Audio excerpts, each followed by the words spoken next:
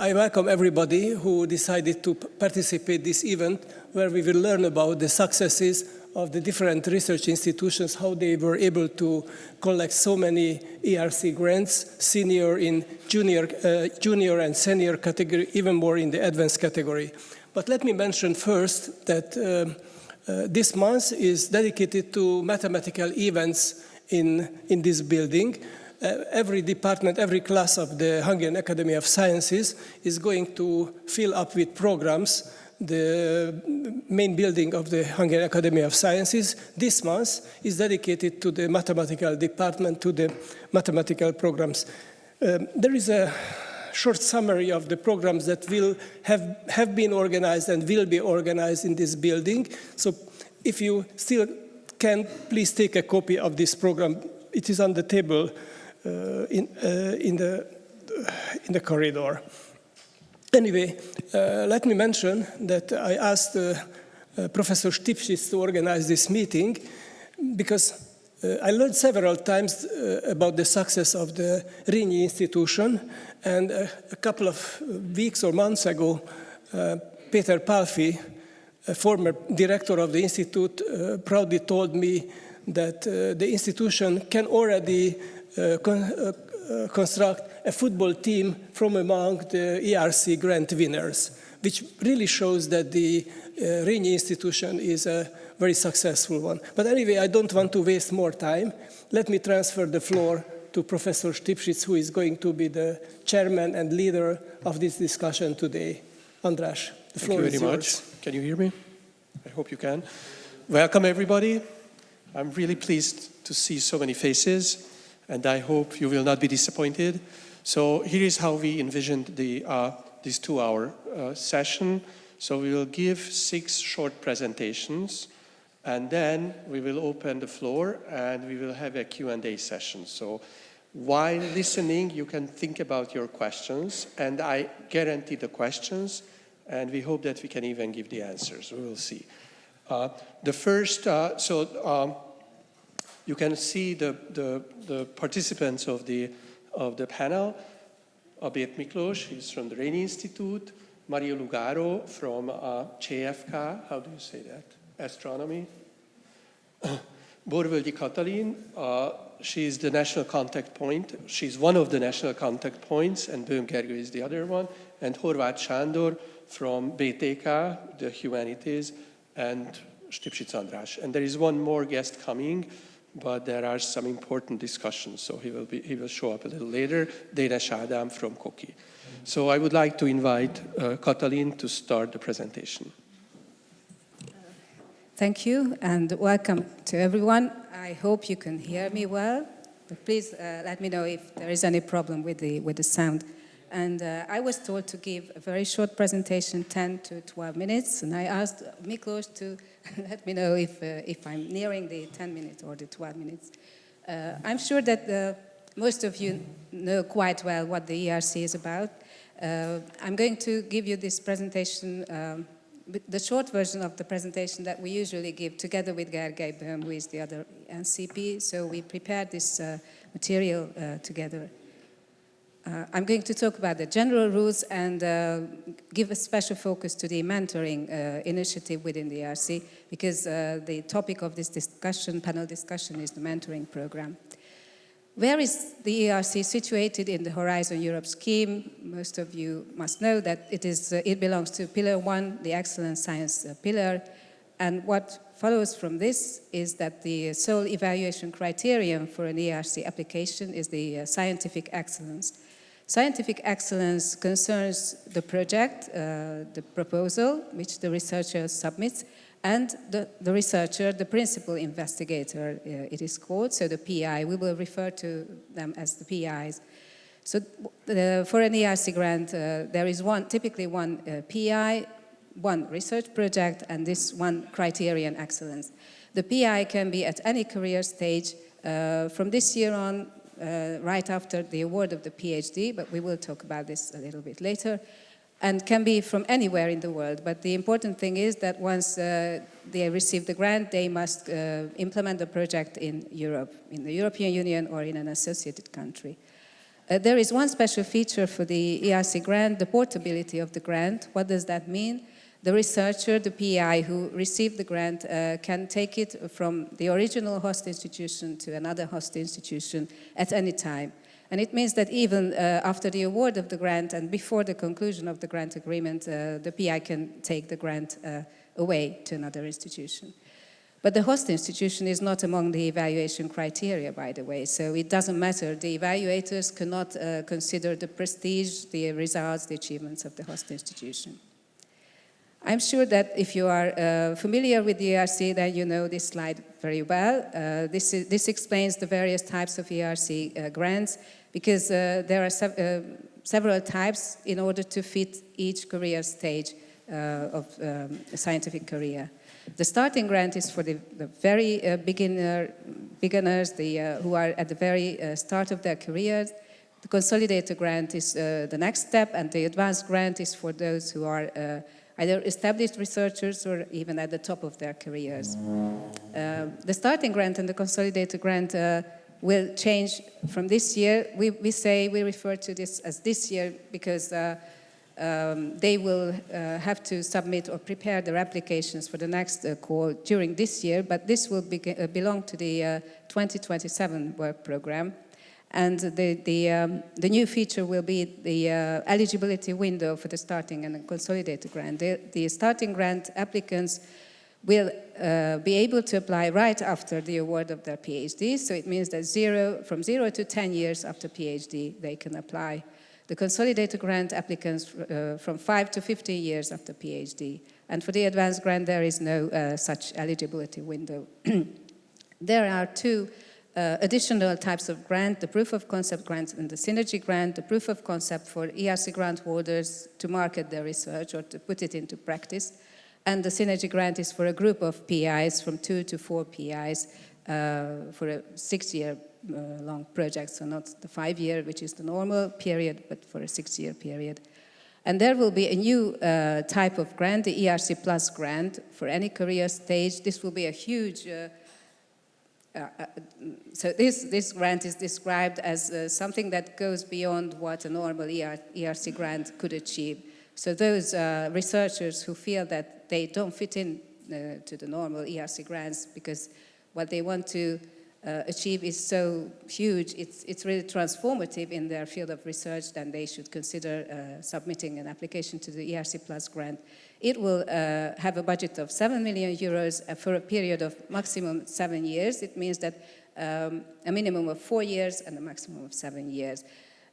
June 2026, it means the launch of the call is expected for June, and in the application, the submission deadline will be September 2026. And the results will come out in early next year. If you are interested in this Plus grant, so questions are welcome about this grant, but this is a completely new thing, so the only thing that we know is what is written down on the ERC website and the work program. Scientific excellence concerns primarily the project. As I mentioned, that scientific excellence is the sole criterion. And secondly, the researcher's excellence. But the researcher's excellence is judged in terms of their ability to implement the project. So their intellectual capacity, creativity, and commitment, they are all judged in terms of how they serve the successful execution of the project. How to apply, how to prepare if you are considering submitting an ERC grant or just interested in an ERC, or what the ERC really is.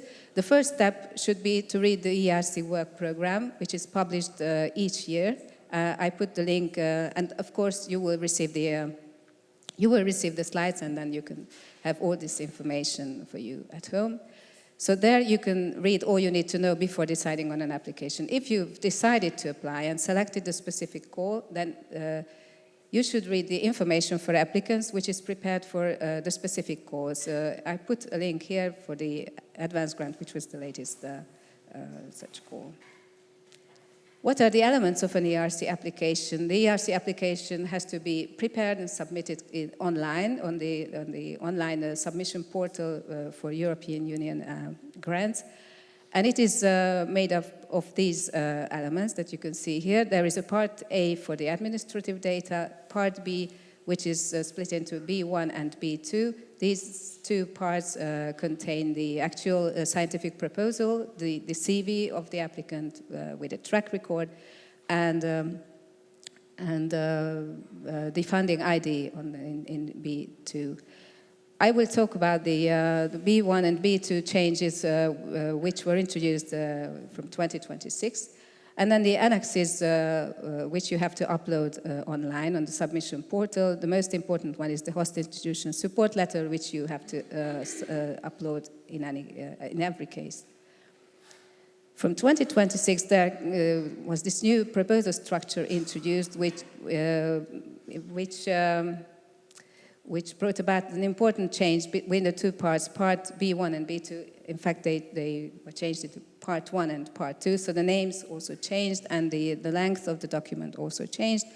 I will speak about this in the next slide, but you can see the other elements of the proposal.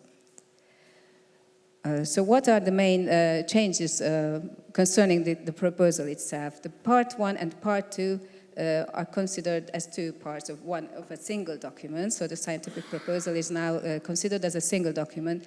In the previous setup, both B1, the extended synopsis, and B2 had to contain basically the same, had to cover the whole project, but from a different perspective, in a different style. B1 addressed to generalist panel members, and B2 to the specialists, so to say. From this from this time onwards, now the proposal 1 should concentrate on the scientific question and the objectives and the overall research strategy without saying anything about the implementation. It is part 2 which will contain the detailed explanation of the implementation, research methodology, work plan, risk assessment, risk mitigating measures. So all the practical things should go to part 2. And I was told that time is running up. The evaluation process is also a familiar slide to many of you, I think, but we can get back to it if there are any questions. You can see that the evaluation procedure is made up of 2 parts, step 1 and step 2. The important thing is that not all the documents are evaluated in both parts or steps. The complete document application package is only evaluated at step 2. Changes in evaluation were brought about by the changes in the scientific proposal structure, which means that feasibility of the scientific research or approach is no longer assessed at step 1, it will be assessed at step 2.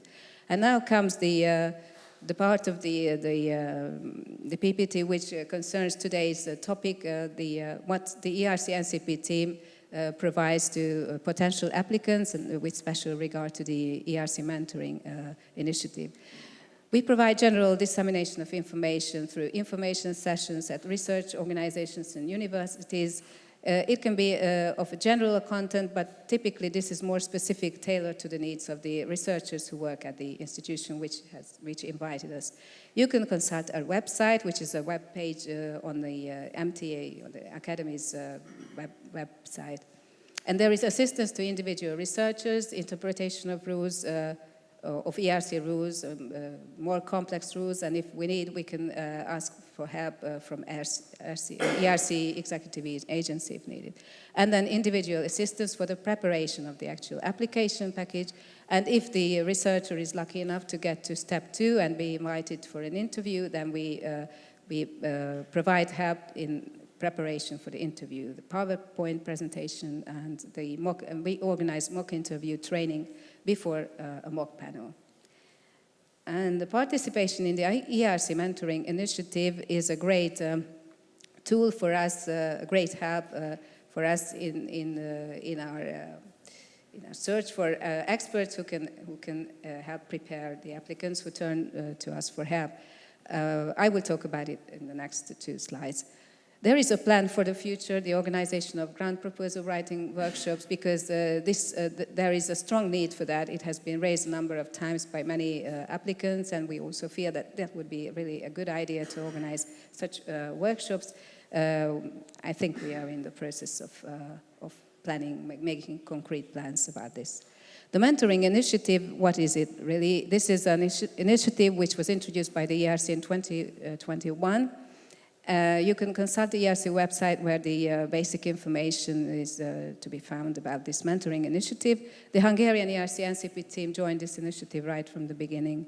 What does the ERC provide in this initiative? It is basically an annually updated database of mentors, that is ERC grant holders and former ERC evaluation panel members who have applied on a voluntary basis, who have accepted to be included in this database. And what do we as ERC NCPs provide?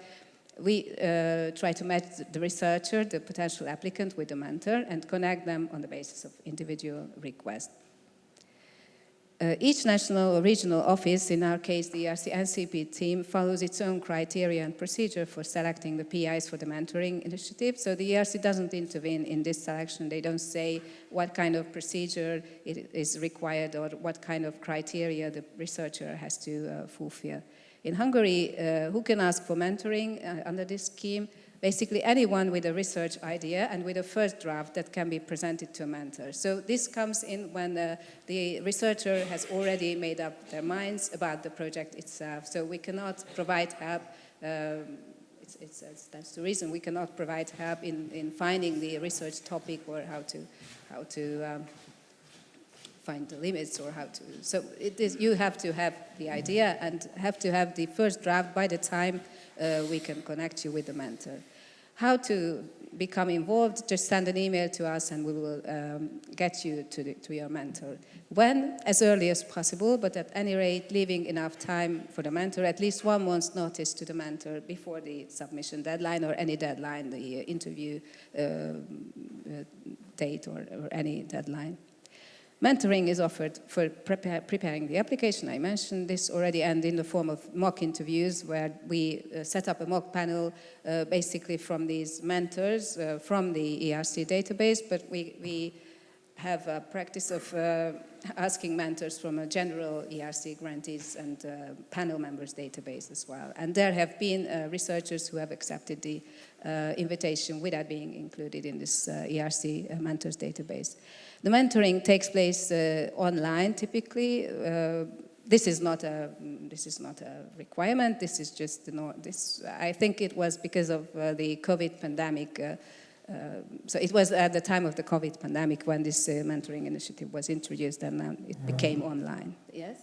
Okay. And mentoring typically provided free of charge because there is no ERC budget for this, but there is a possibility if a mentor would like to receive remuneration, we can arrange for that as well. And here you can see the contact details of the ERC NCP team, where we are very pleased to answer your questions, request anything, and thank you for your attention.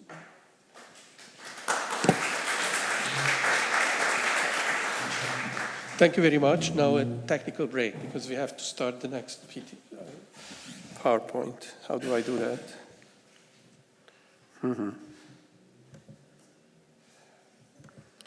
You can see how accomplished I am. Okay.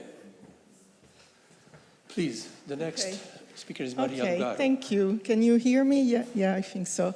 I'm going to be very practical and very short, I think. So I want to talk about time, so I don't want to go out of time. I want to start with the right thing. Time scale, task, time management. I want to give some practical suggestions, and then we will see. So time scale. We just heard about expected submission deadlines for the starting and the COG grant. I'm not going to talk about this ERC Plus here. I'm just focusing on these two. And now it's January 2026. So how are we going to fill these either 9 months or 11 months before the deadlines? So you will hear much more about this, but we're planning some practical workshops. There are already dates for this. You will hear more about it, but I already put it here that there will be 2 workshops in March and April. At that point, because the deadlines are different, we separate groups into who is going to get ready for the first deadline and who will be ready for the second deadline. So the third workshop will be into different dates. And by this workshop, it's also expected that applicants and people will have a full draft of Part B1, or call it Part 1 now. I didn't update the name, and the CV ready. To this, that it's set by the mentoring team, I had my own personal suggested deadline, which is another one, and which is the first of the month before the deadline, when I think that is, you will want to have the full draft also of Part B2, or Part 2, Project Part 2 now, and the budget ready as well. This is an extra deadline that I suggest. So you might already be thinking, as many people do, I know, and I was one of them, why, like, there's 9 months, 12 months, why are we already worrying so early? So why do I have to do in this period? Why do I have to start now? And why do I have to be so ready with a Part P1 already months in advance? And here I have some tasks that I hope will demonstrate you why you want to start early. Period one, I see it as really the prologue. You have to start, starting to becoming to start to start. So read the call documents. Thank you, Katalin, that you mentioned this. I still meet people, but not just for ERC, for any proposal, who write a proposal without reading the documents of the proposal. It happens, I understand, it takes some extra time, but these are very important. Read them carefully. Of course, a lot of pages will be things you already know, or things that are not that relevant, but there will be things you want to highlight because they'll be very important for you. Read all the recent literature in the topic. I don't know, maybe you are one of those people who are able to keep up with all the literature all the time. I know I'm not. And so when I start writing a proposal, the first thing is to check that I'm not missing on any important papers, because the author could be the person to judge my proposal. And then I don't know what they've been doing, and this is a very bad point, very negative point. Figures, flow charts, Gantt charts, these will need lots of editing. To have the best figures, I normally take 5 or 10 editings, and this takes time. Combine the budget with the project structure from the beginning. So if you design a project with 5 postdocs, and then you find out that in the budget there's no money for that, it's too late. You wasted time. Start writing already, because that's, everybody writes paper. When you start writing the paper, that's when you see where the problems are. Part 2, why so early to also have a full draft of B1 and a full draft of B2 and the CV and everything ready? Why so early? Because, as we heard and we want to do, you need to give the proposal to read to as many people as possible, mentors, collaborators, colleagues. And they are busy people as well as you are. And so if you give it to them a week before the deadline, it's going to be really hard for them to read it and for you to implement any feedback. And if there is feedback, sometimes I get feedback on my proposal that is quite structural. And then I have to rewrite a lot of it. And that doesn't take one day. Lots of editing. I mentioned the figures. In my experience, need 5 to 10 editings, and these are my roughly editings of Part B1 at least 4 times, of the CV at least 3 times, and this all takes a long time. So take care of the feedback, extra polish the writing, not just the typos, but the clarity of each sentence. This takes a long time. Add the bibliography in a clever way. This is also important, it takes time.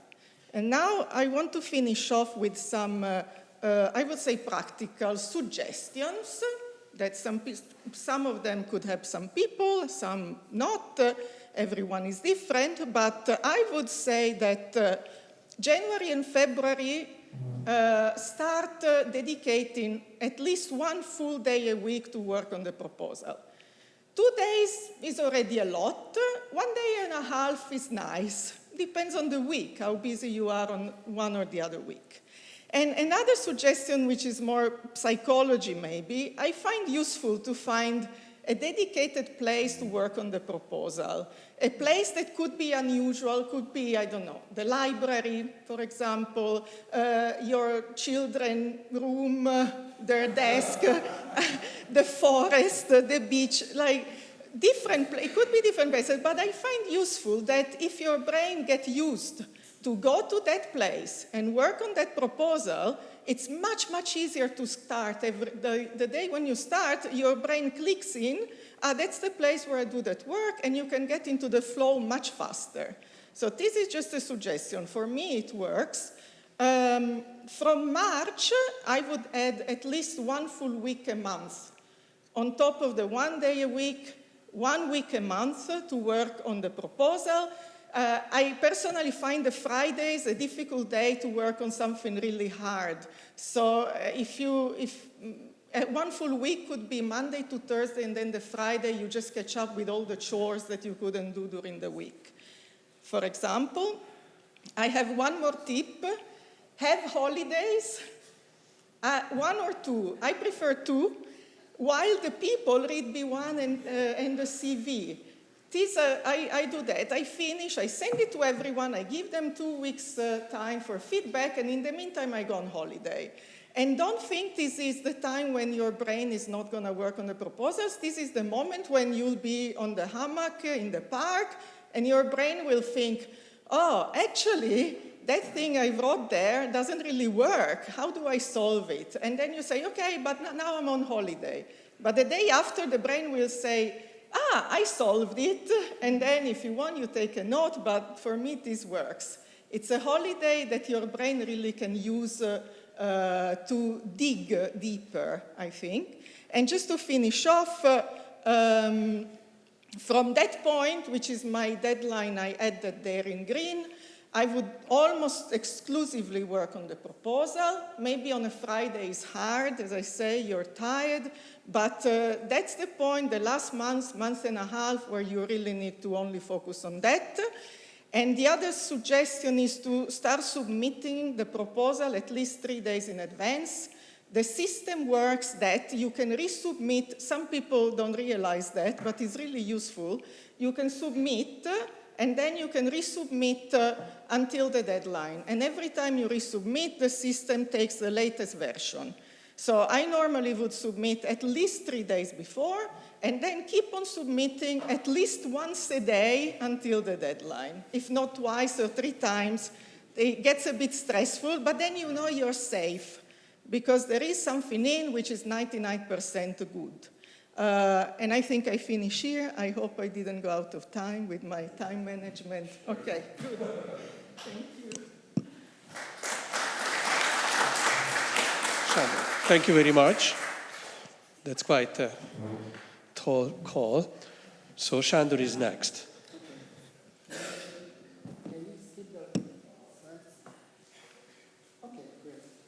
So I have prepared some very fancy slides as we had to present this program at the Research Center for the Humanities already.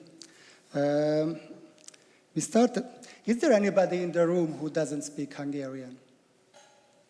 Yeah, okay. Then this great. I just wanted to know. So we started this program after the COVID, and probably that was also because everybody was feeling a bit lonely working in home office. And also the other was my experiences as I started to be a panel member of the SH6 panel at the ERC in 2019. I'm serving there since then. And I realized that many of the proposals coming from Eastern Europe are pretty weak, which means that not regarding their scientific quality, but their design and how they are submitted, how they are planned, and what kind of support the PI is receiving. And I also realized that in Hungary it's very rare that people can have real support regarding this. And that's why we wanted to create a really practice-oriented and person-oriented program. And first we started, the first problem was that the Hungarian PhDs are too early, which means that most of the researchers, especially in the field of humanities and social sciences, receive their PhDs already when they are in their beginning, so around 30. And that means that it's very disadvantageous for them, that many of them can apply only for an advanced grant, in which they are competing with those Western professors who are working in their fields since 20, 30 years. So it's totally different. And that's why we started to find those applicants in our institute who can apply for a consolidator grant, which means that their PhD is not older at that time than 10 years. Nowadays, I would advise that around 12 or 13 years old. And that's how we started, and we decided to closely focus on only a few projects. And in this regard, we had this program, which sounds really great in a presentation, but gives no sense about what we were doing during this program. So the problem was that postdocs were not adequately supported to design their own research with the highest impact and efficiency. That means that nobody could read their proposals closely. There were no people who were helping them during writing. Although there is this mentorship program of the European Commission, it was really unreachable for us. The second problem was the brain drain, as probably all you know. Even after the doublement of the salaries of the researchers in Hungary, is still the lowest in East Central Europe. If we compare it, especially in the field of social sciences and humanities, starting salary at the University of Bucharest is around 1,000 euros nowadays. By us, it's much, much lower. And not talking about Austria or other countries. The third problem was that there was no training for the postdocs how to write a research proposal. All of them started to write this, probably everybody calls them still OTKA, although they have several surnames in the last couple of years. So how to write an OTKA is totally different how we write an ERC, because you should have the boldest ideas you can have. And I always ask the people who are trying to do something and write a proposal for the ERC that use your imagination and find something out which is really bold and really courageous in a way. So without that, you have no chances. So this is not an OTKA, it's a totally different development process. And the fourth one was that we had to choose also, and this is also probably a suggestion for those who are interested in this program from another institution, and probably they want to create something similar, that you should really take care of those people who can meet the highest international standards. Although it's written that and said that it's expected from everyone that we should meet the standards, I'm not sure that, okay, something went wrong, but anyway. So that's how we started this program. Practically, we assigned international mentors for the postdocs, which means that we were trying to find those people whom we were never thinking can contact. And it's very interesting that if you contact somebody from Hungary, especially in recent times, and if this professor or mentor is from other part of Europe, so the better part of Europe in a way, they are really, they can be really helpful. So, and they are doing it without fees. Probably they think that there are still people in Hungary who are thinking and not voters of the Orbán regime, which is totally destroying the Hungarian scientific network. The second is that we wanted to assign permanent mentors and the research institutions, which means that all of the postdocs receive somebody who is taking care regularly. That means that every month, every second week, or regularly about their proposals, about that, because many of the postdocs say that they are feeling alone after the PhD. The third one, that we wanted to have scholarships for those people who can really produce something at an international level, and we gave them money. So, so comparing it to the Western part is not much, but compared to their salaries, it's pretty high supplement, because for one article they are receiving almost 1 month's salary, so 700 euros. Or if they can propose a book to be published by a highly ranked international publisher, this is very important publication in the field of humanities, then they receive 500 euros in a month for 1 year. And also the other was that we are also having a bi-weekly seminar where we meet and discuss all of the topics they develop, the design, and so on. And I think that without that, it's really impossible to give real support to those people who are trying to apply. So meeting only twice a year or 4 times a year and giving presentations and not talking to each other, not going closer to the people who want to apply, it's not possible. I'm not reading their proposals several times. So one of them who just submitted the proposal had around 12 versions of the proposal last time, and I think it became better and better, and we are discussing it together. We are sometimes only those people who have already experiences with international evaluation methods and so on. And yes, it's also unreadable.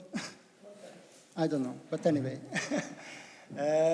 So we are focusing on publications, on manuscript discussions, on the autonomy. It's very important. So probably one of the importance. We are sitting in a house in the Hungarian Academy of Sciences, which is used to be a place which was the most important place and dedicated to improve the autonomy of the people working in the field of science. And in the last 20, 30 years, it disappeared. So people coming to this field and working as young scientists totally lost their autonomy in seeking, and which institution is responsible for supporting their autonomy, their scientific autonomy, because they have no connections with the Academy of Sciences. It's very rare that they are connected to them.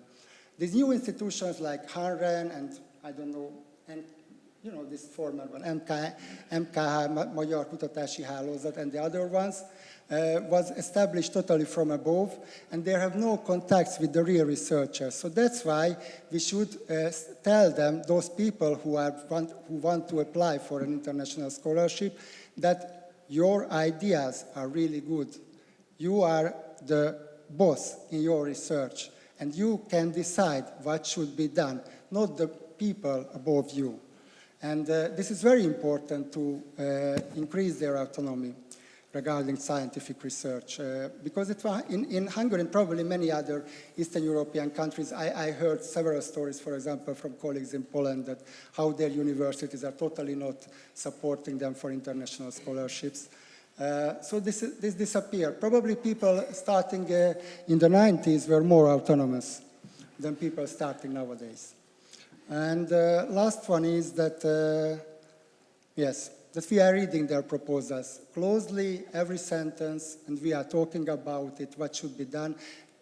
Just imagine that you should present your proposal in 5 pages. It's really short, but as a panel member, I already evaluated around 150 proposals or so, and I think that it's very quick. So after reading 12 or 20 such proposals, you can decide very quickly that these 5 pages was written by a person who had really great ideas, can really go into the niche of the research and so on. So I think it should be developed, and sometimes more time is needed, not just 1 year, sometimes 3 years. It depends on the state of the researcher and also on the grant. For a starting grant, probably not so long, but for a consolidator or the other grants, probably a longer time. And yes, what we got already, yes, we received, because of that, 3 consolidator grants. When I started first to talk about these grants in our institute in 2019, I had to explain to all of the people that what is the difference between the consolidator, the starting, and the advanced grant, like Katalin just done. And then recently all of the people know, especially in the Institute for History. And I think that this is because of the achievement that, and also the importance that those people who were totally neglected in the Hungarian research sphere, just imagine how the people in the field of humanities and social sciences can feel after the attachment to the ELTE University themselves. But they received 3 ERC grants, which is much more than probably Wigner received in the last 15 years. And this is not a competition between the institutions.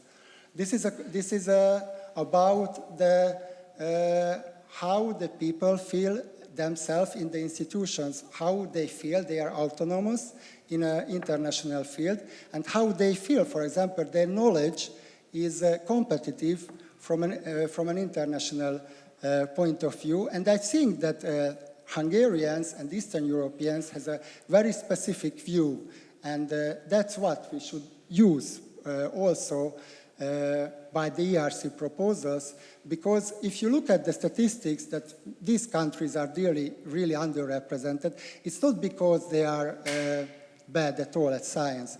This is the problem of their infrastructure, of their government, of their politicians, because they don't let them work autonomously. And if we fight for this autonomy, then we will have more and more opportunities and receive ERC grants. And we also published several important books, which is very important in this field. So in the field of history and humanities, the book is the most important publication form. Okay, so thank you for your attention. Thank you very much. Thank you. So the next short presentation will be given by Abért Miklós, Rényi Institute. I'm from the Rényi Institute. Does it work? Yeah. Okay. So first of all, I have a question for you, because eventually this will turn into from a frontal presentation to hopefully a dialogue. How many of you guys are here because you think about submitting an ERC? Hands up. Okay. How many of you are here because you are a leader or someone who wants to initiate a mentor program in the institute? Cool. Okay. The rest are also welcome here.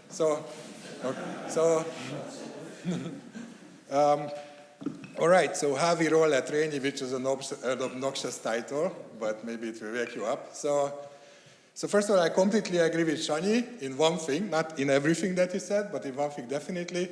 If you want to get an ERC, you have to be able to question authority, scientific authority. There is this thing, someone who is good for an undergrad thesis advisor is not necessarily good for a PhD advisor. And someone who is excellent as a PhD advisor may not be excellent to help you get an ERC. You have to look up, you have to question, you have to outgrow your masters in some sense to get an ERC. Okay? Just following your thesis topic will not be enough. So, okay, let's see. So first of all, we have a program where we try to help people in Rényi to get an ERC. But before that, I wanted to talk about the mentor program at Rényi Institute, which is not ERC oriented. And before we go there, so yeah, I mean, this is about ERC, which is very competitive. ERC is a competition between the institutes, or it should be. And the institute should be very proud that they get a lot of ERCs. Rényi had a lot of ERCs. I think it's 14 or 13, and one of them is a synergy, which counts as free or something. And we are very proud of it. Did we deserve this? So not exactly. I mean, the fact is that there were a lot of excellent, fantastic grown-up mathematicians who after a while came back to Hungary, and they just got ERCs. So it's a great achievement, and we are very proud of them, but it's not our achievement in a sense. The Rényi Institute was welcoming enough to offer opportunities for these people, but I wouldn't say that it was at the end of a mentoring work. So, and we are still quite low in the number of starting ERCs ourselves. I think you only managed to get one. So we definitely want to increase these numbers. Abstractly, it feels like this is the easiest one to get among the three types, and we are not doing very well, although we are working on it for at least 10 years. So, and that's one thing. The second thing that I want to tell is that being an excellent scientist is not the same as getting an ERC. So you can be an excellent mathematician without getting an ERC. There are at least 10 or 20 different ways to be an excellent mathematician. But the ERC is very good for certain people who are competitive in a certain way. This is like a beacon of light that you can grow towards. And for many certain type of excellent scientists, this is great that it exists because it's a measuring tool. You can measure yourself against that. It's also a lot of money, so which is welcome to the Institute and everyone. So, okay, now that we talked about this, so the mentor program, we started it right after COVID. We realized that COVID caused such a high level of separation and anxiety, especially among the young people who were starting researchers. The worst people hit by were starting PhD students and starting postdocs, who essentially lived in a prison. And we don't like to talk about these things, but it has to be addressed because we still feel the effects of COVID. And we realized that something has to be done, so we started a mentor program. The mentor program is very simple. Every young researcher in our institute, which is defined as a PhD student or a postdoc, has to have a mentor, an assigned mentor. The mentor is ideally is not the advisor or not the researcher that the postdoc is working with. It's another person. And the job of this person is to follow up. The responsibility is to follow development, not from close, with a 2-month, 3-month lag, okay? It has to be different than your advisor for very obvious reasons. If you're a young person, you understand this. So, because often you have problems with working with your advisor, and then your advisor may not be the best person to honestly discuss this with on the initial stage. So, we talk to every young researcher every year in a small panel. A small panel is me plus another young person from the Institute, who we change every 2 years, and they learn a lot in the process. And we mostly ask professional questions, development questions, career planning questions. It was stunning at first that young people don't plan their careers consciously at all. They are not even aware that they should. So you should.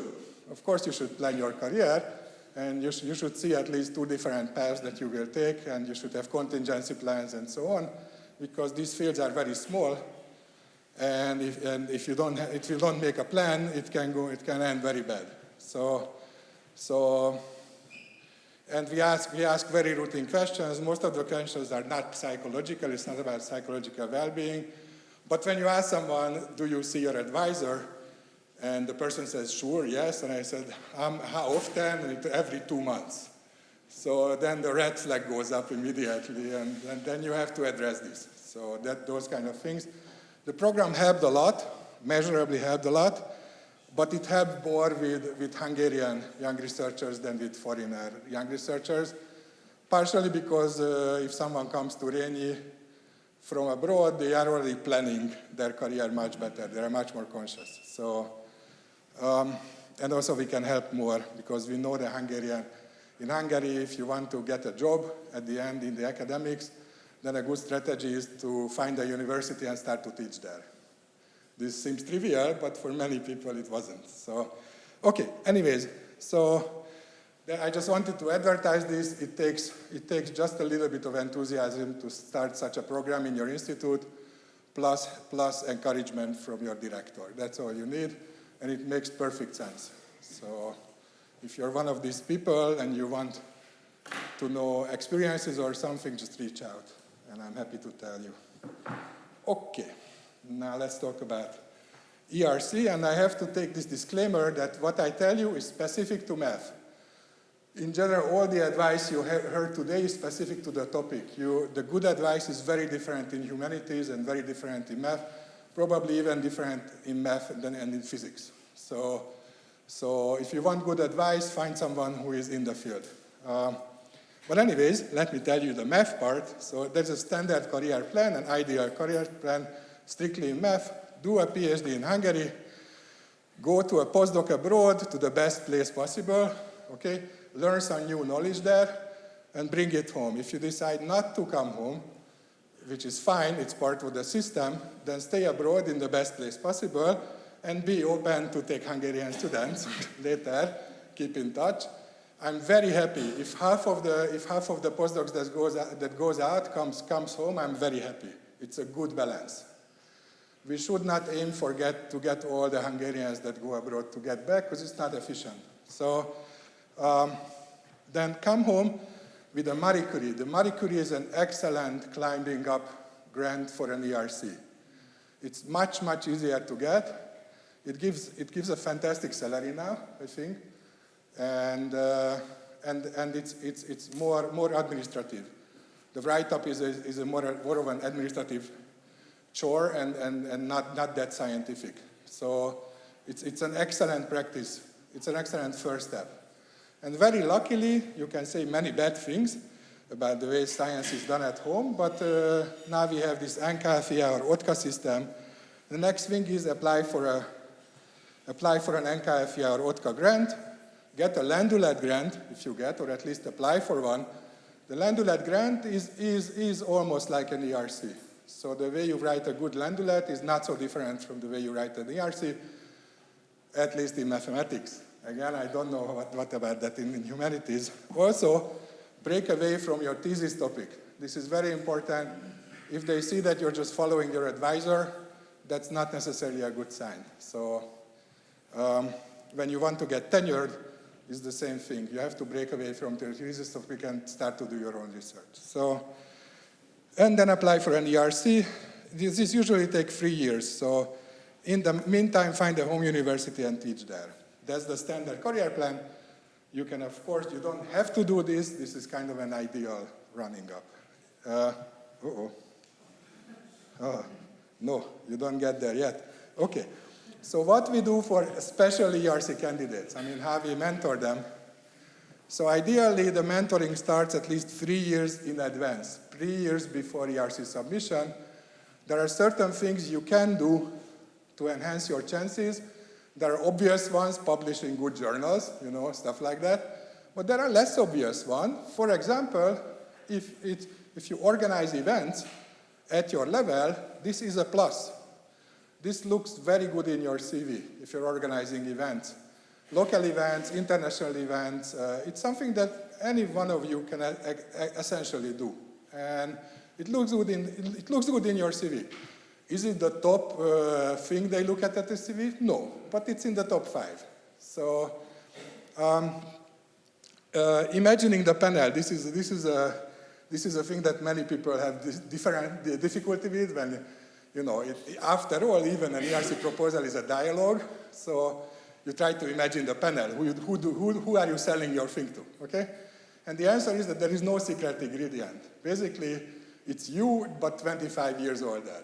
And that's it. There is no secret. It's a more experienced and probably more tired people sitting there who have to read infinitely many proposals in a short time. But that's it, basically. Whatever you imagine after this is basically what happens. So, and the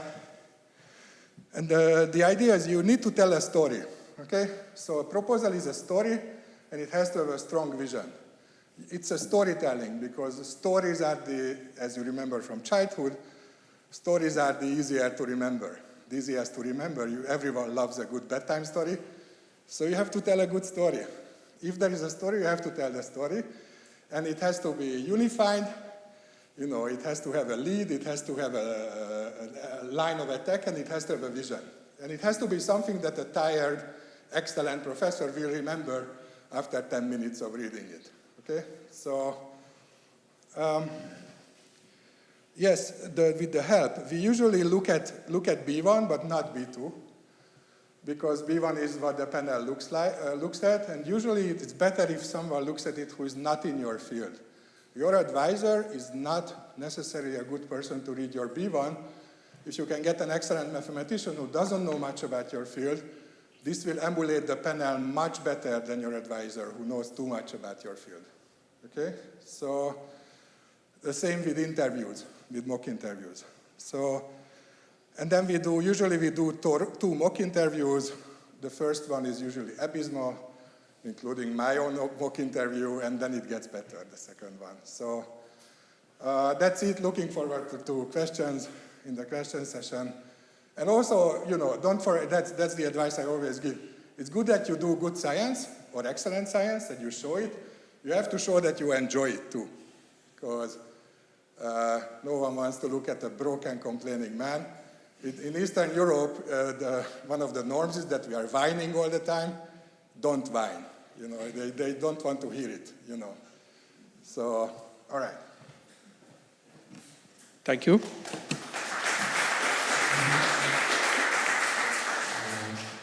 So, Dénes Ádám will represent life sciences. Yes, thank you. So I would like to tell a few things about life science related issues, but beforehand, maybe just a few generic issues to mention. I think it's easier to write a proposal, at least in my mind, if you put yourself into the position of the reviewers, what they will exactly get out of all this. Try to imagine 15 very busy people who have to read approximately 15-20 proposals. Usually it means that people would spend like 30 minutes on each proposal to digest it. And then they have to write a report. It's extremely tiring, so people just hate complicated things, especially these days where proposal numbers increase. And what I just brought to you is basically the framework of reviewing and evaluation criteria. As you can also read them, it's all public. And I just want to translate them a little bit because these are sophisticated expressions, but their realistic meaning is sometimes a little bit different, at least in life sciences. So groundbreaking nature of the potential impact of the research project. I mean, I think it's easy, its importance. Would you tackle an important scientific problem? Would it be at least very exciting or very important to solve? Importance on its own doesn't sell your proposal. So people saying that I will work on the most prevalent disease of all times, it wouldn't sell the proposal, but it has to at least give the vision why it would be important for anyone now or in 100 years to answer an important scientific or economical or any other problem that needs your field. If you read, to what extent does the proposed research address important challenges? Or to what extent are the objectives ambitious and beyond the state of the art? Now, what it means that you need some sort of conceptual novelty. And, in life sciences, usually it's a system which requires also methodological excellence, sometimes technological excellence, but the state-of-the-art thing usually means for the reviewer that you have to demonstrate that you are well aware of the latest technological developments of the field. You are also an expert on some of these, but you can take it forward. So there is an added value of what you are going to do, and it is not just pulling together the most advanced tools and do something a little bit different. This is not good for ERC. Most panel reviewers would not like it. At the same time, it doesn't have to be only excellent, but it has to be feasible. And I will come back to feasibility because I think it is an issue which is changing, at least in life sciences, how proposals are assessed. But if you read to what extent is the outlined scientific approach feasible, bearing in mind that the groundbreaking nature and ambition of the project proposed research. So basically, if you have been applying for a while, there was this high risk, high gain term which ERC abandoned recently. And at least in life sciences, feasibility is becoming an issue at the level of the whole project, but not at the level of the details. So you have to be able to do this. And at the same time, it has to be visionary. Now, if you look at the principal investigator, CV is obviously very important.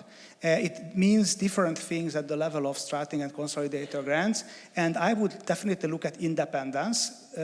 For a starting grant applicant, you need to show that you have very nice research output that has the potential to be independent or is already capable of performing independent work, but you are also competitive among your peers.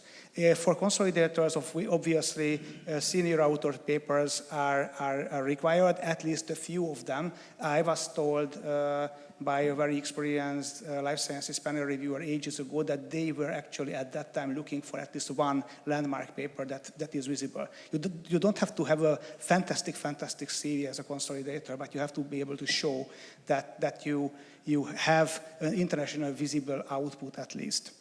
Leadership is becoming more and more important, and even within consolidators, there would be different categories. People would treat a different level of people differently. In terms of vision and feasibility, if you read the principal investigator descriptions, the same thing comes back. Someone has to be visionary, but at the same time, the proposal has to be achievable. And now I think we move a little bit more to the life sciences proposals because there are some specific issues you would like to consider, and there are probably many more. One thing which is probably generic that most panel members would not be specialists of your topic. And I usually say that if you can explain your grant to a student who is in a final year of high school, even just by reading your proposal in half an hour, that's probably a good proposal. It still has to be excellent. In terms of the CV, why you? I think this is an important question. It's not just you have to show excellence, but I think it's a very important issue that you have to demonstrate that you are the one to do this research. ERC is looking at people who are internationally competitive, and the question why you to give this amount of money? What would be the international competitiveness of your exact research? In terms of the proposal, in life sciences, we have to use mostly very advanced technologies and tools, and these are very important to kind of set the tone of the researcher, and a kind of the international competitiveness also requires you to be aware of these approaches, but it has to be also feasible. So you have to see whether the institute you are working in would provide you these facilities. Would there be available anywhere else? Would there be available through collaborations? Now, if it requires collaboration, mostly its advantages and ERC would support it, but most reviewers would see that people should be able to do the research mostly in their labs. So it is not a really good idea just to rely on collaborators, especially in life sciences.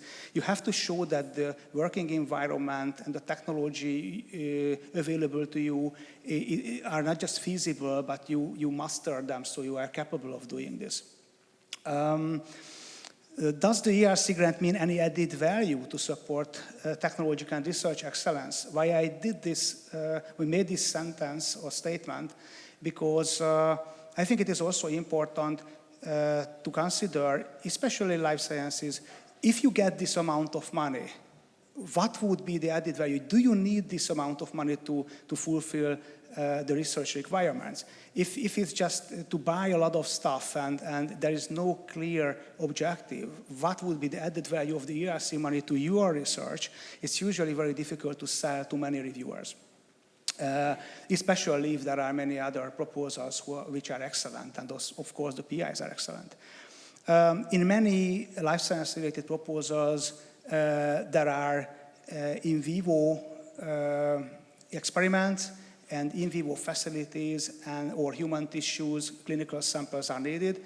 And feasibility also means in this regard that as a whole project, people will see whether you have access to all this. No one will read ethical licenses, but it usually comes very clear from the proposal whether the individual just envisions something that would never be achieved, or the working environment would allow those experiments or measurements to be performed.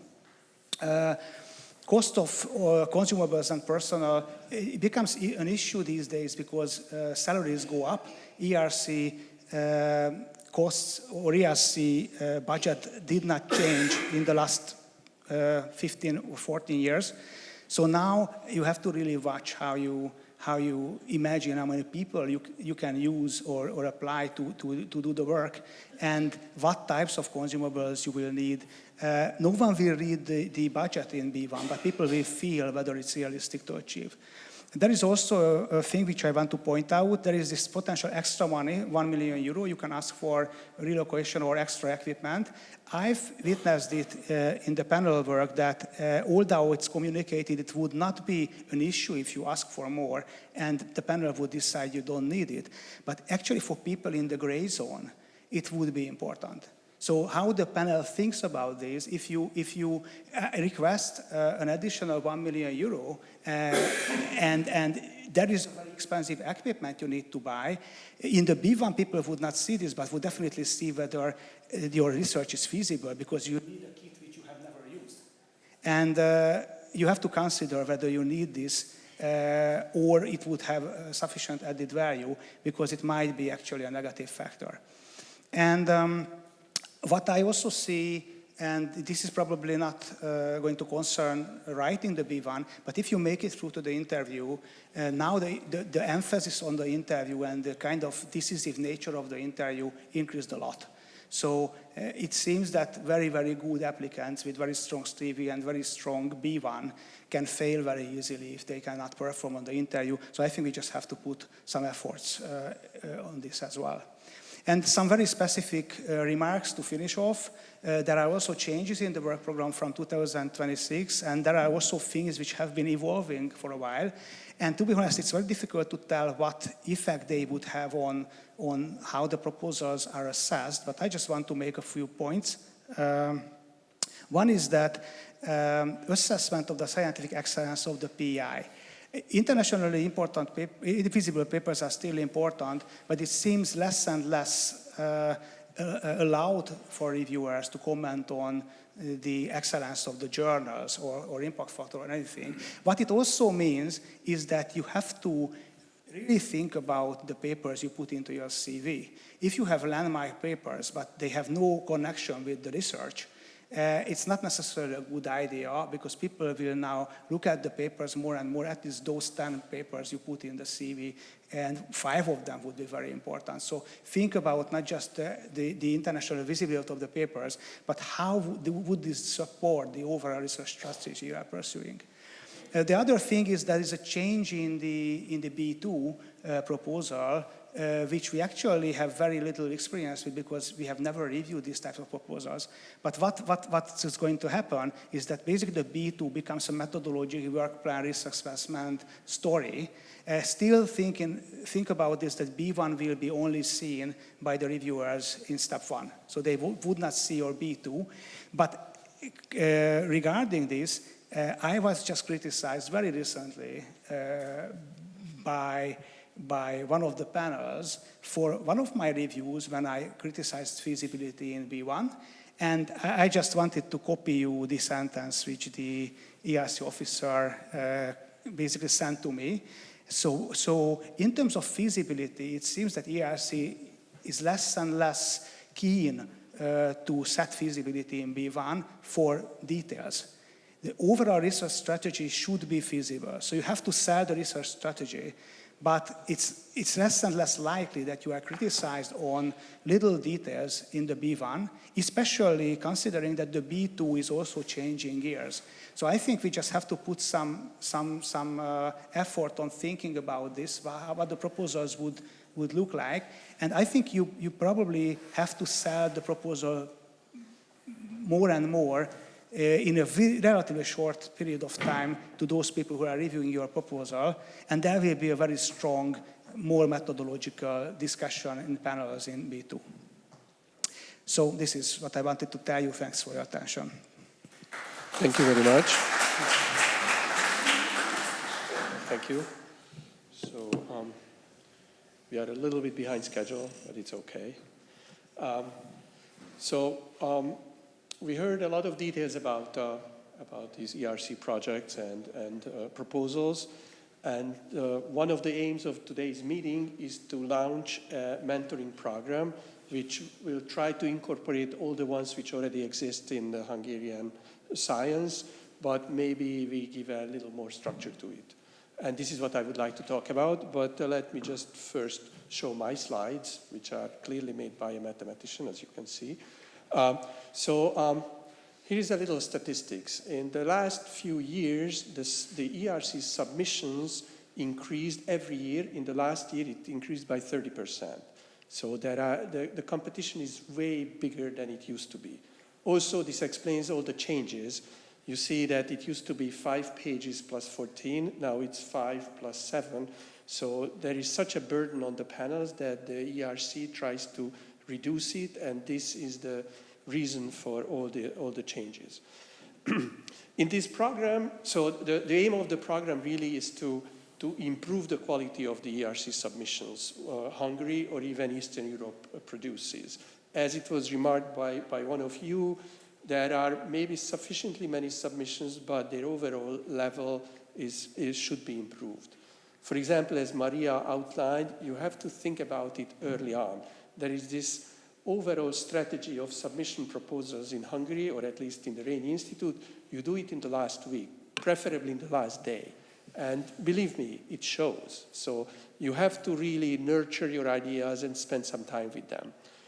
So our aim in this program is to improve the quality of the submissions. We will focus on starting and consolidator grants. As you heard, there is this ERC Plus. I should add to the statistics that the plan is to pass out 30 ERC Pluses. There are 27 panels. So in your science, you should expect one guy from Europe to win. So do the math. So the structure of this, the program will be that we focus on starting and consolidator, and we will have several meetings. I will outline when and what will be the focus. And we would like to have information days and then small group discussions, and we should converge to personal mentoring, so a one-on-one discussion about the proposal.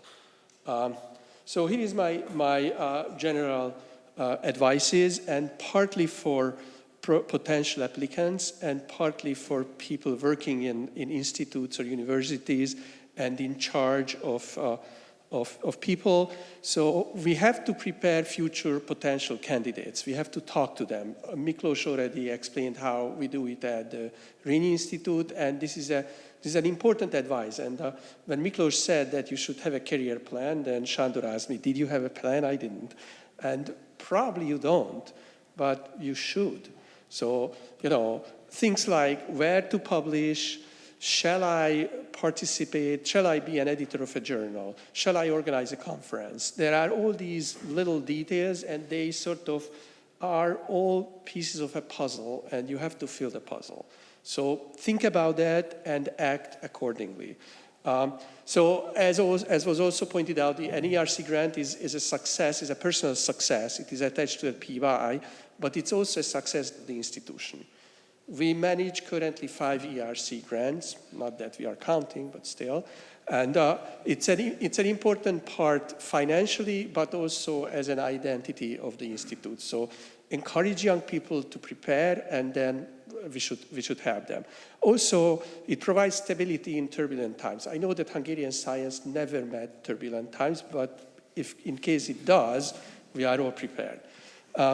We also not only helping, but rewarding grant writing, because it's important for the institute, so the institute should acknowledge that. Financial help always works, that's the easiest, and so it sort of sends a message that this person is working, as Maria outlined, it's a long-term commitment, and the institute acknowledges that your free time or your research time is devoted to that.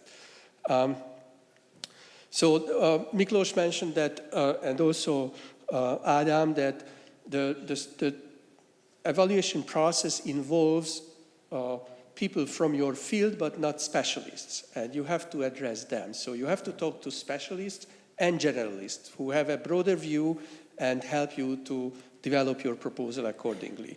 We are doing mock interviews. I will discuss that later. And here is also a point. So you can recycle your proposals. So if you invested a lot of work and it was unsuccessful, you still have a great proposal which can go into some other proposals like OTKA and KKP, all these other calls. You know, you already have a well-thought, well-developed program, and you should use that. And now back to this program. So maybe the only thing you should remember from this slide is the web link, erc-mentor.reni.hu. So this is the homepage of our little program, and this is where you can apply. So how do you apply? Well, there is a button called application, and then you click on that, you give your personal data. For example, you have to pick which domain you feel you belong to, PE, LS, SH. So physical sciences and engineering, life sciences, or social sciences and humanities. And then all these domains are divided into panels, as you all know, and you have to pick your first two panels you think you fit. Each panel provides descriptors. These are keywords, and they reflect the composition of the panel. People or the panelists are usually associated to one of the descriptors. You have to pick those. So in this way, you help us to see what is the field you are aiming to submit a proposal in. And we also require you to submit a CV, a track record, and an abstract. The abstract is a part of a proposal. This is on the first page, 2,000 character long summary of your ideas and programs. So this is what we expect you to submit. The deadline is February 20. So did I mention? Yes, okay. So today is January 19. This is what we call the kickoff meeting. This is where we sort of start this program. And whoever is interested in this program and would like to get help from us should go to the webpage and by February 20 submit these 4. So CV, track record, abstract. And usually we also say that you should add an acronym, so the name of the proposal. So this is what should be submitted through this webpage. Then we will look at these proposals, and we will try to select those who seem to fit for the next round, and then we will contact you, and the next meeting will be on March 20. So we had this discussion that, imagine the panel, or think as a panelist, or think as you are reading someone else's proposals. This is exactly what this program would like to imitate. We will provide you old proposals, successful and maybe unsuccessful proposals, which you have to evaluate, and then we will compare your evaluation to the evaluation given by the panel back then when the proposal was evaluated by the panel. So you sort of start to see what an ERC panel expects from a proposal, and then you can use it in yours. The best way to write a good proposal is to read a lot of proposals. That's how it works. And this is what we would like to imitate. So by March 20, you will get, before that, you will get a proposal and you have to evaluate, and on that meeting we will discuss what you should pay attention to. Then there will be a meeting on April 17. That will be our second meeting. And this is where we already expect you to sort of have a very good idea of what you will do, and we will have discussions with the mentors. This will be either on small groups or one-on-one, depending on the subject, how many applications you have, and how many mentors we can get in this program. And this is the moment where the starting and the consolidator grants will diverge because of the different submission dates. We will have a meeting before the summer with the starting people, and by that time, you have to have a good version of the part 1. I know it sounds early, but believe me, it's worth the effort. And this is a work you have to do at some moment. The earlier, the better. And then with the consolidators, we will meet in September 11. And then the final meeting is the mock interviews, well, for those who make the second round. And maybe the biggest practice what we have is in this aspect. We do these mock interviews over and over at the Rényi Institute. As Miklós said, we usually play the good cop, bad cop scenario. In the first meeting, we are the bad cop, and then in the second meeting, we try to develop some self-confidence and so on. So this is the program. I wrote down a lot of stuff for myself, but maybe I will just turn to the questions, and if there are any, and then we will try to answer them. If it's useful, we can just turn on the computer the ERC Mentoring webpage, and then you can see the application or whatever. So I think this is our conclusion. Thank you for your patience. And now we turn to the question and answer session.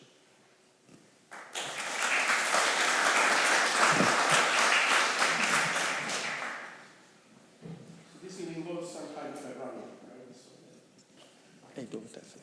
Well, first of all, thank you so much for this initiative. I think it's really important that you do this. I think I've been thinking about submitting an ERC, but haven't done so because I felt kind of alone and not know. I knew that I had to put in the effort, but didn't know how. My question concerns a very specific thing, is that you mentioned that the host institute should not be taken into account at the evaluation. How does that relate to the idea of feasibility being feasibility being an overall selection criteria or evaluation criteria? So this is something, like, I guess, informally is known to people who were on reviewer boards. Yeah. So, I mean, there are all these rules that host institutions shouldn't be taken into account, but some of these are a little bit idealistic. What it really messages that you are not supposed to pick the application from Oxford and think it better than an application from wherever, Sofia or whatever. That's what it means. But of course, with feasibility, if you apply from a math institute to a life sciences, and it's clear that you don't have the equipment, so you have to take all these rules and regulations with a grain of salt. What the message is that if you are working in a not so prestigious institute, but you do good work, you have equal chances. It doesn't matter. Before going to the next question, let me just, what I wanted to tell you is that, Sándor just reminded me that I should mention that we are doing it in all sciences. So, all three domains, all the 27 panels, also everybody in the Hungarian research ecosystem is invited. Universities, research institutes, whatever, everybody is qualified for that. We all know that some universities are not eligible to host an ERC grant, right? The KEKWA universities. So first of all, you are eligible to apply. You are also eligible to win. You are not eligible to actually do it, which is very sad. On the other hand, the ERC grants are movable. So if you have a winning ERC grant, you can move it to other institutes. I'm not saying that all the institutes are super happy about receiving ERC grants because it comes with a lot of work. We know that, we manage 5. But I think this is a solvable problem. If you win, you will find a way, or somebody will help you to manage it. I know it's not ideal, and believe me, the ERC Council is not supporting the idea of excluding Hungarian universities from this program, but this is not on the scientific level, as we all know. The other thing is that, we sort of initiated this program, but we formed a core team, and some of them are present, so I will just read the names out loud. I could have put it on the slides, but from TTK, Bekesonfai Tamás, and he is responsible, he's there, maybe, so, in the PE domain. Bíró Péter from KRTK, and he is SH. Boda Zsolt, TK, also SH. Makara Judit, Koki, Life Sciences, in the back. Miklósi Ádám, ELTE, LS, over there. Nusser Zoltán, I don't think he's here, Koki, and also LS. Kovács Ilona from Pázmány and SH. And Borvölgyi Katalin from Szeged, and she's also in PE. So this is the core team, and we will be responsible to find the mentors for your submitted, for the abstract and then for the proposal. So we hope to cover many of the, or most of the panels. We will see how it works, but that's the main idea of involving more people and more experts at the beginning, and this is how we hope to improve the proposals. Questions?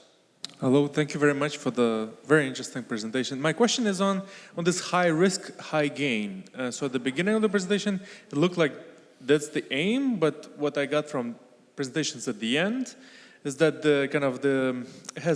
is moving away from this kind of risky, in a way a bit crazy proposals that is hard to implement into something more feasible. Could you please comment on that? So I will give my view and then I will pass it on. So I would substitute high risk, high gain by the word vision. So this is what really, vision and groundbreaking.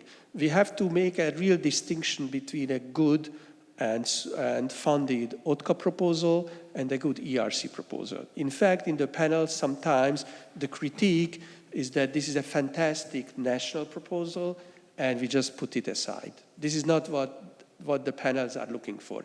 They want to see sort of a long-term goal, which you might not reach, probably you will not reach, but on the way you have other milestones which make perfect sense. They know that you have a great idea, and the approach should be what they call groundbreaking. And of course, it's very hard. I mean, you have to say that you do something nobody thought before, it's still believable, and it will bear fruit. I mean, it's not easy, and there is a very, very thin path, which is still feasible, but sufficiently novel and groundbreaking. So this is my interpretation. And I know that for a while it was high risk, high gain, and then if it was high gain but low risk, then they said it's not good enough, which is genuinely stupid, I think. But it's made by humans. Let me just pass it to. Yeah, I fully agree. I just want to complement this with one thought that basically, if you look at the objectives of a proposal, people often think that high risk, high gain would mean that I have like 3 aims or 4, and then I can have one very funky that would never be achieved, and 2 or 3 which are kind of okay. This would not work. So you have to kind of be able to work through all the objectives and aims, but you have to have a vision where you want to get to. And also you have to be very careful, especially in life sciences proposal, how you build each objectives on one another. Because this high risk, high gain thing could seem like, let's make risk even higher as we move along. But it doesn't work either. I think this is why ERC abandoned this characterization. And really, they want to see where you want to get to in 5 years' time and whether you would be competitive enough to achieve these goals, considering all the contestants in the field. Just shortly, this year, this high risk, high gain was even removed from the evaluation list, but many of the people in the panels do not care about it because they don't read these new manuals. And there are really long ones. And I suggest, so in 2 words, think big. So just imagine yourself in your beginning in your 20s, when you were thinking about science in a totally different way. And since then, you were specialized. You were making a lot of stuff to get into the institute, to do your PhD, to your postdocs, etc. But what they call a vision, I call something what you wanted to solve when you were young. So it's. I wanted to add that I think the word ambition is another good word that can substitute that. And that if it was like ambition in the sense, it also has to be something difficult to do.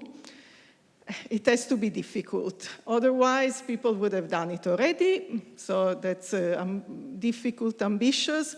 And the last thing that I feel is really important is that it's not a little project that you only care about it, or 3 people in the world. The more the project will impact other communities, I think the best, because then the significance is really high. So but I think ambitious is another word that can be added. Thank you. So there are structural weaknesses with certain proposals. I would guess that most proposals have some possible weakness. And the good strategy is that you don't try to hide it, because these people are very good at spotting bullshit, because they bullshitted a lot themselves. So, exceptions accepted. So they will spot, if you try to hide the weakness, they will spot it. It's much better to actually point out the weakness, the own weakness, and attack it, saying that this is a possible weakness with this proposal, and here is how I'm addressing it. It shows maturity. And one good metaphor is that this is like a board of trustees who have to make investments. They invest a lot of money. They think of you as possible investments, and it's not their own money, so they feel even more responsible. And they want to make sure that the investment goes to the best place.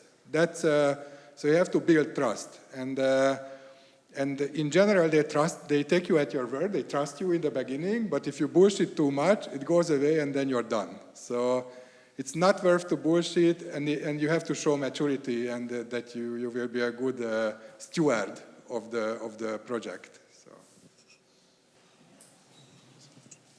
Thank you. I have a follow-up question. So the impact has been mentioned several times, and I believe right at the beginning it has also been mentioned that economical impact is not considered when evaluating a proposal.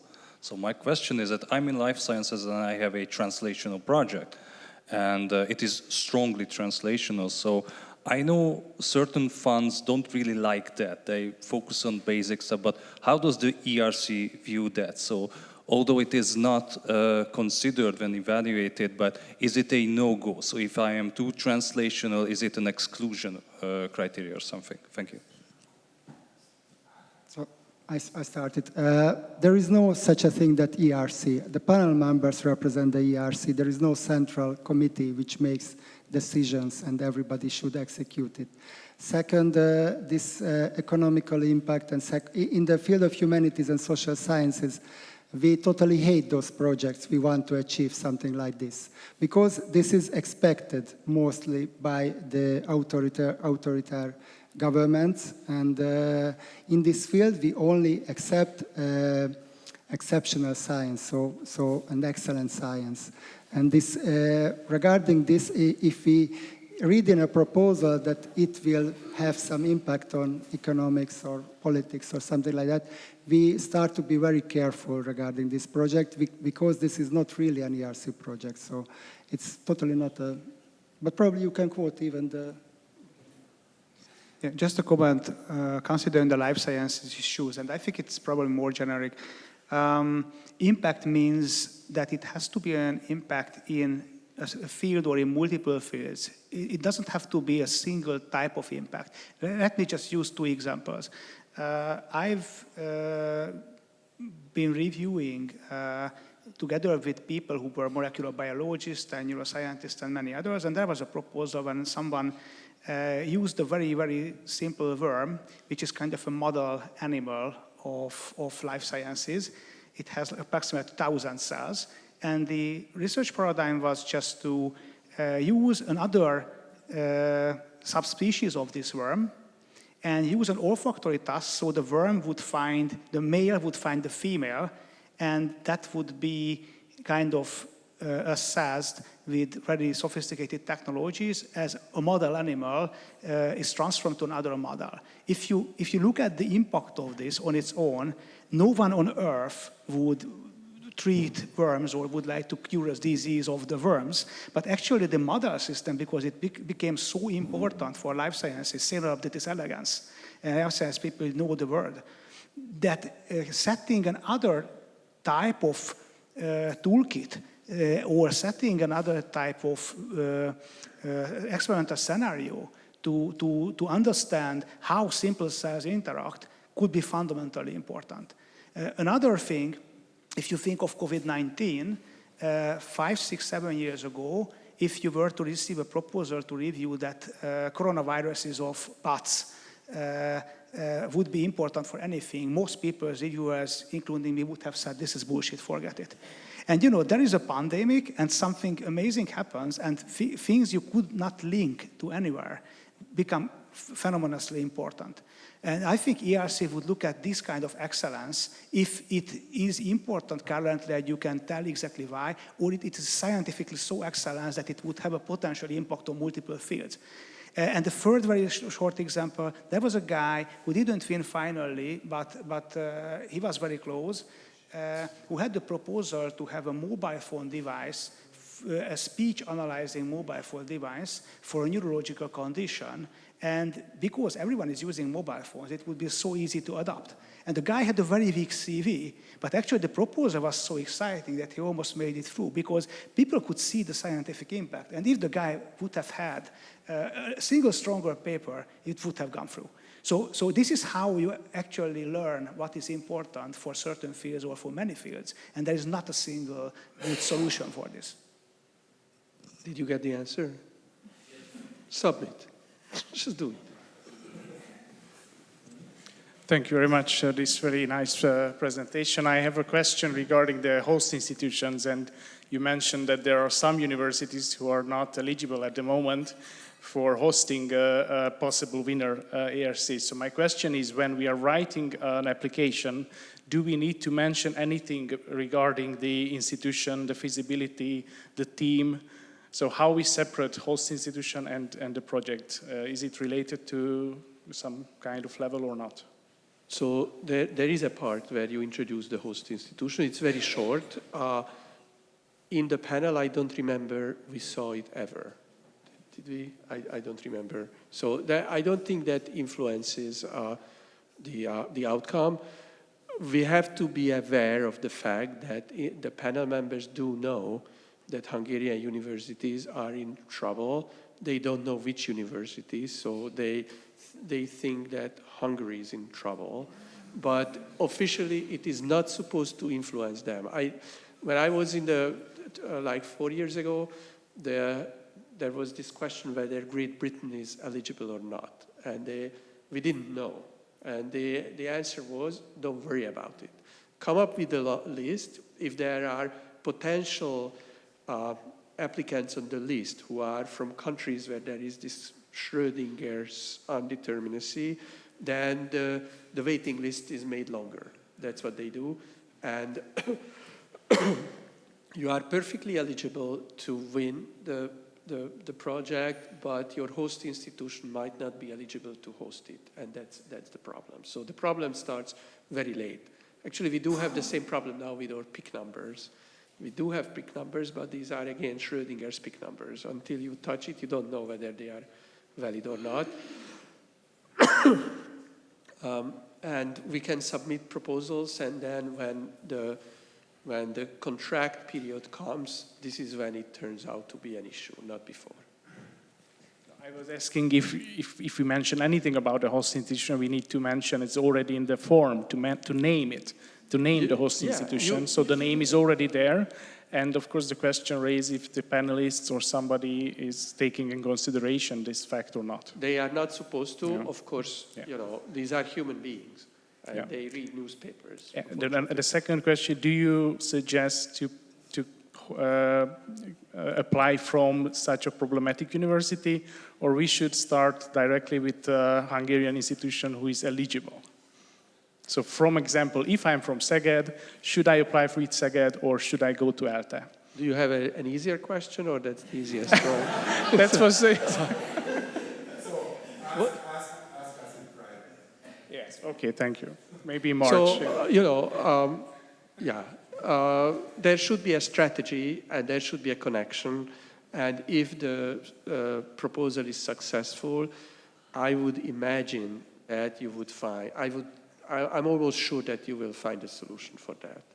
I mean, that would be a waste, not on your level, not on your institute's level, but the Hungarian research level. So I would be very, very sad.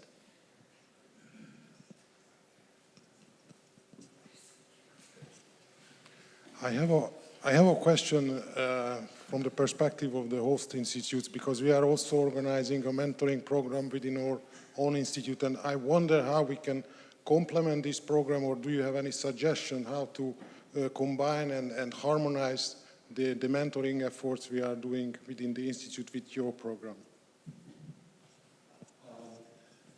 I have a very short answer. I have no idea at the moment, but we would like to sort of not replace any initiative to make proposals better, but sort of complement that or sort of harmonize or put dates on that. So I think we should discuss that. We will, and we have to cooperate. I mean, that's how it works. So I don't know whether you have when do you start mentoring? Maybe this is a sort of longer time, idea, and we will sort of build yours into that. But let's work it out. Let's work out the details.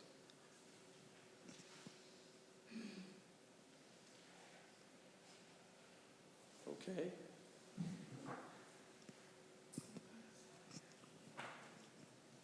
Yeah, let me mention that it may be too early for you to apply for an ERC, and as I said, there are running up, there are early, like the Fiatal Kutatók Akadémiája is running a Marie Curie program, as far as I understand, and Marie Curie is much, much easier to get than an ERC, and it's a good practice, so yeah. I don't know anything about that program other than its existence. So. Yes.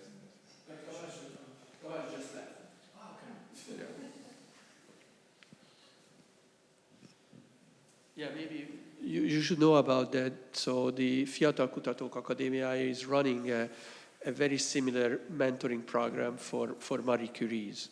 And unfortunately, Tamás just left, but he is more knowledgeable about that. But maybe we will sort of link it to our webpage, and then you can see what's going on. So just a comment. When I'm looking around and see the faces and recognize the faces, so I see that in the audience we have three types of persons. One who wants to apply for an ERC. The second is who was asked as an expert to help us, already received an ERC or have some expertise in this area. And also somehow both in an institution. So András imagined this to expand this program to all Hungary, but what is the expectation? So what we would like. If you want to apply for an ERC, please submit your abstract until 20th of February. If you are an expert and was asked to help us, then please help us to find the good mentors, and please help us to evaluate the abstracts, because we think that probably not in the first round, but in the second round, we will have lots of proposals, and we will not have capacity and even expertise to evaluate to how to find a good mentor. And if you are working as in a position in an institution where you can promote this program, or even talk to those people, to middle generation people with whom you could organize a seminar or something like that, and help us in this program, then please do that, because it's not only good for your institution, but also good for the people working in this institute. Believe me. Can I mention one thing? Just because I think we didn't mention, this is going to be a program that will run for a long time. So there's a first call, which is a bit more experimental in a sense, because unfortunately it just also when the proposal structure changed.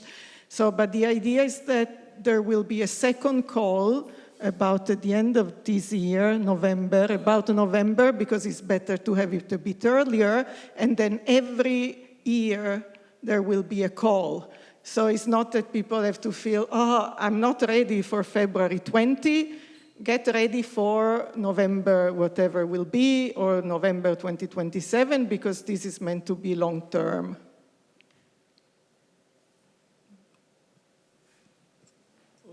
I should add one more aspect. So one of you said that you felt sort of lonely and by yourself. The idea is also to sort of build a little community. I know that the disciplines are different. People are very similar. And, the goals are similar, the problems are similar. And I wrote a couple of proposals. I know how it feels when you are fighting with a big white paper and you have no idea what to write. And this is also one aspect of this little organization to feel. I'm not saying we need to find a community, but at least, some little circle of people who have the same or similar ambition and similar problems, and maybe that also helps. It's not on the scientific level, it's on the mental level, but sometimes it's also important. Anything else? Okay. If not, I think we should call it a day. Thank you very much for your attention. Thank you very much for all of you to come and contribute to it.